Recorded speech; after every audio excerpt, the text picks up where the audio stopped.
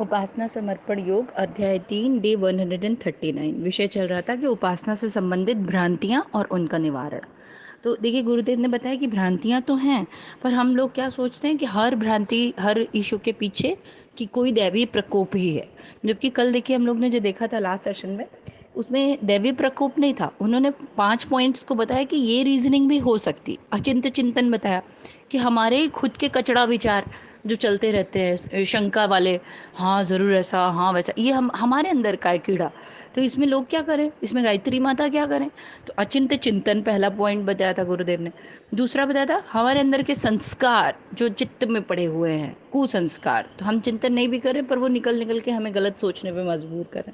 तीसरा प्राकृतिक प्रकोप, कई बार प्रकृति की तरफ से कुछ चीज़ें ऐसे घटना घटित हो जाती है तो हम सोचते हैं कि माँ ने कर दिया। फिर चौथा बताया था विश्व परिस्थितियाँ, कि कलेक्टिव जो हम लोगों ने गलत काम किए हुए हैं, जो कलेक्टिव परिणाम भी आते हैं। और पांचवा बताया था कुछ असामाजिक तत्व, कि कई बार कुछ ऐसे अनवांटेड टाइप के लोग होते हैं जो अननेसेसरली प्रॉब्लम्स क्रिएट कर देते हैं जीवन में, हमने सोचा भी नहीं रहता और अचानक से कुछ विपत्ति ले आते हैं हमारे सर पर।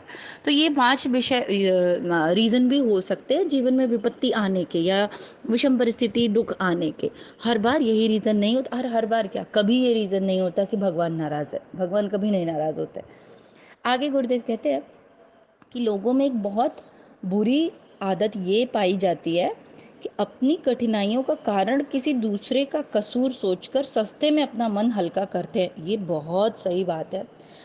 सही बताओ तो मैं भी पहले यही करती थी पहले क्योंकि इतना पता नहीं था। तो जब भी कुछ गलत हो तो या तो मम्मी ने किया, या तो पापा ने किया, या तो फिर शादी हो गई तो हस्बैंड ने किया, नहीं तो सिस्टर ब्रदर ने किया, ऑफिस में तो बॉस खराब, फ्रेंड्स खराब, गवर्नमेंट खराब। तो एवरी टाइम दूसरे कैसे खराब हो सकते हैं। समझो, हर बार कोई भी बुरी चीज़ हो रही है मेरे साथ, तो हर बार बाहर वाला कैसे गलत हो सकता है। इसका ये परिणाम निकलता था कि हम बुरे ही बने रहते थे और हमेशा बुरी परिस्थितियों से एनकाउंटर करना पड़ता था। क्यों? क्योंकि कभी इस तरफ दृष्टि ही नहीं डाली भाई कि हर बार दूसरा व्यक्ति कैसे बुरा हो सकता है। ये मेरे अंदर के भी तो संस्कार हो सकते हैं, मेरी दृष्टि खराब है इसलिए मुझे सब जगह कमी दिखाई पड़ रही है। कुछ गलत घटित हुआ मेरे जीवन में, तो मैंने ये तो देखा ही नहीं कि उसमें मेरा क्या रोल था, मैं, मेरे कर्म कैसे थे, मेरे सोच विचार कैसे थे, मेरी धारणाएं कैसी थी, मैंने क्या किया उसके लिए। मेरे अंदर संस्कार तो नहीं है इन चीज़ों का जिसकी वजह से वो विषम परिस्थिति है। तो अपन अपनी तरफ उंगली उठाते ही नहीं हैं। और ये बहुत बेकार चीज़ होती है, पता है क्या। हाँ, क्योंकि अपने साथ भी हुआ और अदर लोग जो करते हैं उनको भी मैं देखती हूँ। ज़िंदगी एकदम बेकार हो जाती है एकदम। क्यों? क्योंकि हर गलत चीज़ के लिए आपने तो पकड़ रखा है XYZ को, और सुधार बिल्कुल हो नहीं रहा है। तो आप चाहे 50 के हो जाओ, चाहे 60 के, 70 के हो जाओ, वही घटिया बोरिंग ज़िंदगी आपकी चलती रहेगी, वही रोदलू एटीट्यूड बना रहेगा। जैसे ही कुछ बिगड़ा, फलाना खराब, फलाना खराब, फलाना खराब। ना जीवन में सुख रहेगा, ना शांति रहेगी, ना आनंद रहेगा, कुछ भी नहीं रहेगा। और ये मैं देख रही हूँ प्रत्यक्ष, लोग 60-70 साल के हो गए अभी भी वही। और ये क्या होता है, आदत होती है, इसको आदत बोलते हैं। पर जो व्यक्ति कॉन्शियस हो गया, थोड़ा सा चैतन्य हो गया, जिसने अपनी इस आदत को बदलने का सोचा कि नहीं, कोई भी विषम परिस्थिति होगी, सबसे पहला काम मैं करूंगी कि मैं मेरे अंदर देखूंगी कि कहीं ये मेरे संस्कारों की वजह से तो नहीं हो रहा है, कहीं मेरे चिंतन में तो गड़बड़ी नहीं थी, मेरी नीयत तो नहीं खराब थी, मेरे इंटेंशंस तो नहीं पुअर थे। इंटेंशंस पे भी ध्यान दे। कई बार हम लोग पूजा पाठ को तुरंत दोष दे देते हैं। कभी ये सोचा है कि हम पूजा किस इंटेंशन से कर रहे थे, हमने कोई कामना करी तो हमारे पीछे, उसके पीछे नीयत क्या थी, हम चाह क्या रहे थे उससे। तो थोड़ा इंट्रोस्पेक्शन अपने साथ बैठ के ज़रूर करें। आगे गुरुदेव बताते हैं, हाँ, ऐसा करके लोग क्या करते हैं, अपना मन हल्का करते हैं। क्यों? क्योंकि इससे क्या होता है, दूसरा दोषी हो गया तो ईगो अपना प्रोटेक्ट हो गया। ये अहंकार है ना, बहुत शैतान है। ये पूरे टाइम अच्छा बना रहना चाहता है, ये इसको बिल्कुल ठेस। अभी क्या होगा, जब इंट्रोस्पेक्शन करेंगे और खुद की गलती पाएगी तो अहंकार को ठेस लगेगी ना। और अहंकार तो बहुत बड़े बॉस है ना, तो वो तो थोड़ी गलत हो सकते हैं। तो हम लोग अपने ईगो को बचाए रखते हैं, ईगो को प्रोटेक्ट करने के लिए इतना ढेर सारा ड्रामा करते हैं। जबकि ईगो को ही लय कर देना है। पूरा अध्यात्म ही इसी पे टिका हुआ है कि आपको ये फॉल्स ईगो ही सारी समस्याओं का जड़ है, इसको हटाना है। और उसी को सारी ज़िंदगी प्रोटेक्ट करते रहते हैं। अमुक ने जादू टोना करके हमें या हमारे परिवार को हैरानी में डाल दिया है। ये लाइन सुन के ना मुझे मेरी मम्मी याद आती है मेरा भाई था, तो वो यूएस गया, तो पढ़ाई कर रहा था वो, तो पढ़ रहा था, तो अक्सर उसका फ़ोन आता था कि बाद में कुछ दिनों बाद कि मम्मी आजकल पढ़ाई में मन नहीं लग रहा है, पता नहीं क्या हो गया। तो कई बार क्या होता है, जगह बदलती है, परिस्थिति बदलती है, बच्चे बाहर जाते हैं तो अकेलापन भी फील करते हैं, नए लोग, नई बहुत ढेर सारी बाहरी परिस्थितियाँ भी होती है, अंदर की भी परिस्थितियाँ होती है। तो मुझसे तो बोलता था, तो मैं तो उसको बोलती थी कि तुम थोड़ा सा ध्यान प्राणायाम किया करो, गायत्री मंत्र जपा करो, तो हमारे मन को शांति भी मिलेगी और थोड़ा सा कॉन्फिडेंस भी बढ़ेगा। मेरी मम्मी क्या बोलती थी, तो मुझे इस बात पे बहुत हंसी आती थी, पता नहीं मेरे बेटे को किसने क्या कर दिया है, ज़रूर किसी ने नज़र लगा दी है, ज़रूर कोई उस पर तंत्र मंत्र कर रहा है। तो मुझे बहुत हंसी आती थी इस बात पे कि एकदम लॉजिकल है ये बात कि उसकी जगह बदली है, उसकी परिस्थितियाँ बदली हैं, नया जगह है, नया शहर है, नया देश है, नई बुक्स होंगी, प्रेशर होगा पढ़ाई का, होती है घबराहट, सभी के साथ होती है। और हमने क्या कंक्लूजन ड्रॉ कर लिया, हमने ये कर लिया, जरूर कोई मेरे बेटे के पीछे पड़ा है, जरूर कोई इस पे तंत्र मंत्र कर रहा है। कोई क्यों आपके बेटे के पे तंत्र मंत्र करेगा? और लेट से कि कोई कर रहा है, कोई नज़र लगा रहा है, कोई ये कर रहा है, तो हमारे पास अपना खुद का प्रोटेक्टिव फील्ड है ना, कवच है ना, गायत्री मंत्र है, ध्यान है, प्राणायाम है। तो इसका मतलब क्या हुआ कि हम, हमारे अंदर क्या विश्वास है कि सामने वाले का तंत्र बहुत मजबूत है, ये सामने वाले की नज़र, जादू टोना, ये बहुत मजबूत है, और मेरी गायत्री मजबूत नहीं है, मेरे बजरंगबली मजबूत नहीं है, मेरा भोला भंडारी मजबूत नहीं है, ये भावना हुई ना। क्योंकि जैसे ही हमने ये शंका व्यक्त करी और हम घबराए और रोना धोना चालू किया, हाय मेरे बेटे को क्या हो गया, इसका अर्थ ही है कि हम अपोजिट पार्टी को, जिसको भी हम सोच रहे हैं, मजबूती दे रहे हैं। हम मानते हैं कि उसका तंत्र बहुत स्ट्रांग है, उसके भूत प्रेत बहुत स्ट्रांग है, भूत पिशाच निकट नहीं आवे, महावीर जब नाम सुनावे। तो एक समय में एक ही चीज पे विश्वास हो सकता है ना, तो या तो आपको बजरंग बली पे विश्वास होगा या भूतों पे विश्वास होगा। अब हमने तो पहले ही डिक्लेयर कर दिया भाई कि हम तो भूतों पे विश्वास है, क्योंकि उसने भूत किया है या तंत्र किया, हम, हमारे बजरंग बली पे कोई विश्वास नहीं है। तो ये सारा खेल श्रद्धा और विश्वास का है। हमें अपनी गायत्री माता पे पूरा विश्वास है, रोज हम गायत्री कवच धारण करके अपना जीवन का कार्य कर रहे हैं। अब इतने बड़े बड़े हस्तियां हैं, काम करती रहती हैं, उनके जीवन में तो उनको कोई क्यों नहीं नज़र लगा देता, उनको कोई क्यों नहीं जादू टोना कर देता, पर हम लोग अपने आपस में घरों में ऐसे बातें कर देते। सी, इतनी बड़ी बड़ी जो सेलिब्रिटीज़ वगैरह हैं, हमारे मोदी जी हैं, ये हैं, वो हैं, नेता लोग होते हैं, तो वो लोगों पे भी तो लोग तंत्र मंत्र कर सकते हैं ना। तो कैसे उन्होंने और प्रोटेक्ट, गांधी पे अंग्रेज लोग तंत्र करवा देते, सबसे अच्छा काम यही होता, या ये करवा देते कि भूत करवा देते कोई, पूरा आंदोलन ही रुक जाता। प्रॉब्लम पता है क्या है, आत्मबल की कमी। और आत्मबल कब डेवलप होता है, ये आत्मबल की कमी, ये जो स्टेटमेंट था ना, डर, ये भय, ये बता रहा है कि हमको अपनी सोल पे विश्वास नहीं है, आत्मबल नहीं है। आत्मबल बढ़ने से कोई भी विषम परिस्थिति हो, अपने को ये पता रहेगा कि भाई मेरी गायत्री माता मेरे साथ है, और लेट से मेरे लाइफ में कुछ प्रारब्ध आने भी होंगे, तो वो मेरे प्रारब्ध होंगे, मेरे कर्मानुसार, इसमें उसका तंत्र वंत्र कोई काम नहीं कर रहा है, और ना उसकी नज़र वजर काम करे। ऑल दो गुरुदेव ने एक बार एक टॉपिक उठाया था कि क्या नज़र लगती है, तो गुरुदेव बोलते थे, देखो एनर्जीज होती हैं, नज़र वज़र तो नहीं होती, एनर्जीज होती है और भावनाएं होती हैं। जैसे हम लोग पूजा कर रहे हैं, तो पूजा में मैं भगवान को अच्छी भावना के साथ याद कर रही हूँ, उनके समर्पण विसर्जन विलय कर रही हूँ, तो वो उन पर पहुँचती है, वो एक अटैचमेंट फील होता है, जीवन में शांति महसूस होने लगती है कि नहीं होती है। तो मैंने क्या भेजा, भावना ही तो भेजी।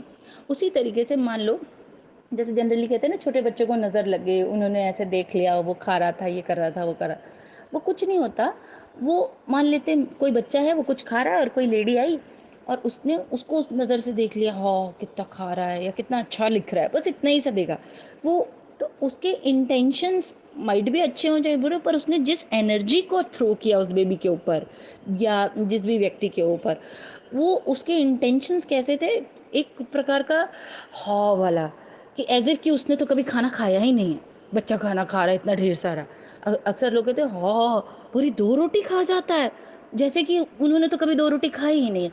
लेकिन हमारी धारणाएं कैसी होती हैं कि बच्चा 2 रोटी खा गया, बहुत अच्छा, उसका यानी कि डाइजेस्टिव सिस्टम है, पेट है, उसको भूख भी अच्छी लगती है, अब बच्चा बीमार पड़ गया, अब अगले दिन उसने कुछ नहीं खाया। ऐसे केसेस 2-3 मैंने सुने जब। तो उसका क्या रीज़न निकला, मुझे मुझे क्या समझ में आया कि बात ये नहीं थी, बात उस व्यक्ति की जो विचारधारा, जो इंटेंशन था, वो पुअर था। इंटेंशन जैसे कि हाँ, देखो 2 रोटी खा लेता है, मतलब एक कॉम्पिटिटिव वाली भावना और एक कि हाँ, देखो तुम्हारा अच्छा मेरा खराब, ये रजोगुण कहते हैं इसको। प्रकृति 3 गुणों से मिलके बनी है ना, तो ये रज है जो यही सब करता है, कचरा, ये जितनी गंदगी है ना, लोभ, ईर्ष्या, द्वेष, राग, ये रज का काम होता है। तो ये रज बढ़ा हुआ था उस व्यक्ति का, उसने अपने रजत्व वाले भाव से वैसी धारणा भेजी और वो हिट कर गई बच्चे को।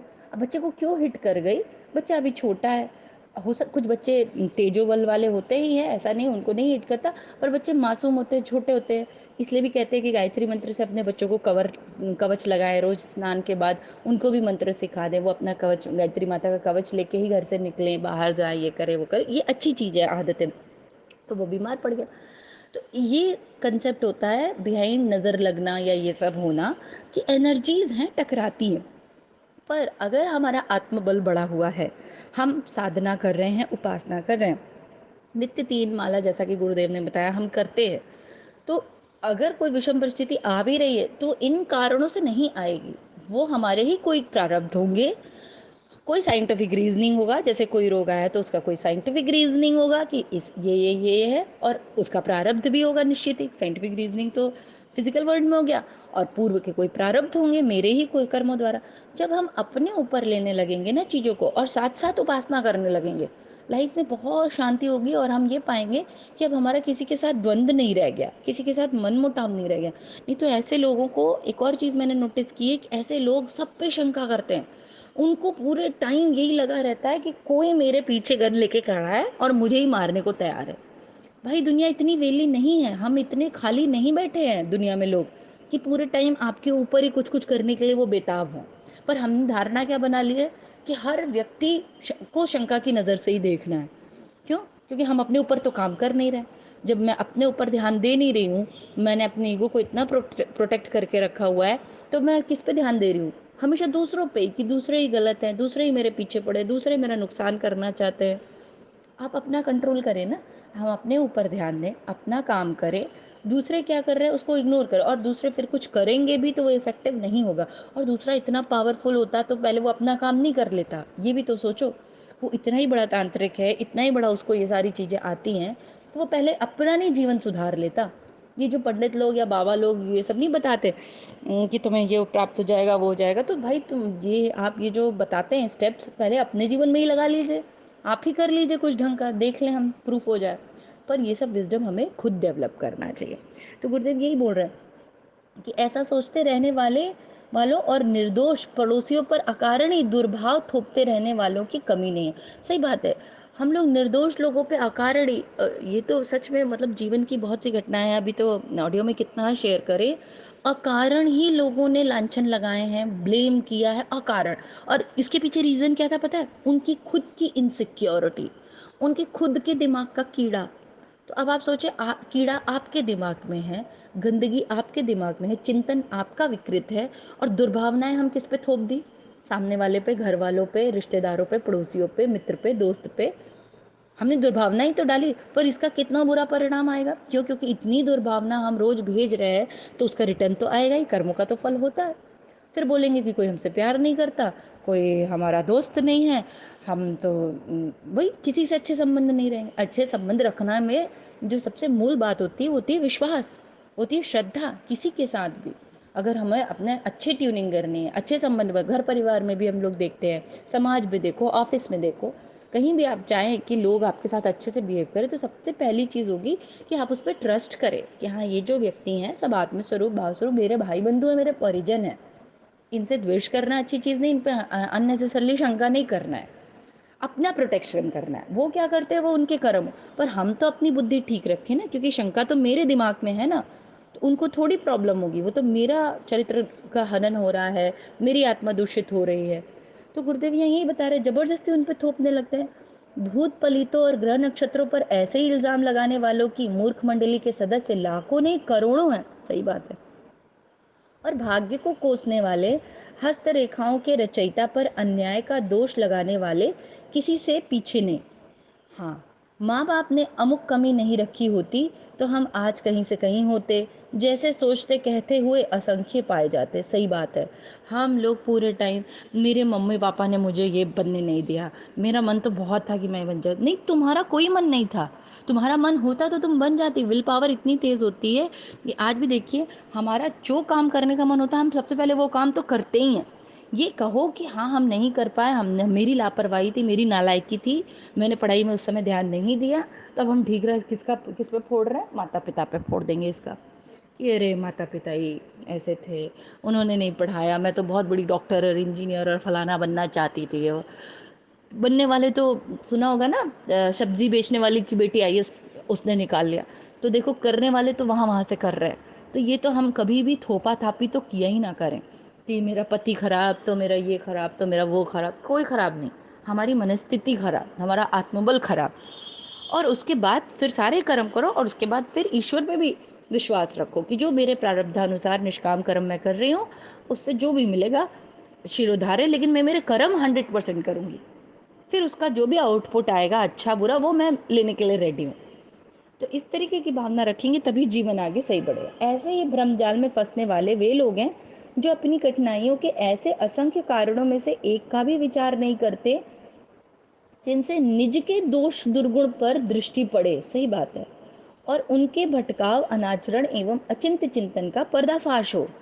सरलता तो इसी में प्रतीत होती है कि क्यों न उपासना जैसे किसी ऐसे माध्यम को दोषी ठहरा दिया जाए जो सामने खड़ा होकर अपनी सफाई देने और झूठे इल्जाम के बदले गाल पर तमाचा जड़ने की भी स्थिति में ना हो। ये सच है। अरे एकदम गुरुदेव तो एकदम सच्ची ना, धो दिया आज गुरुदेव ने सबको सीरियसली। क्यों? क्योंकि ये बिल्कुल सच है कि बजाय अपना इंट्रोस्पेक्शन करने के, बजाय अपनी कमी देखने के, हम फट से आरोप लगा देते हैं कि फलाने ने ये किया, ढिकाने ने ये किया।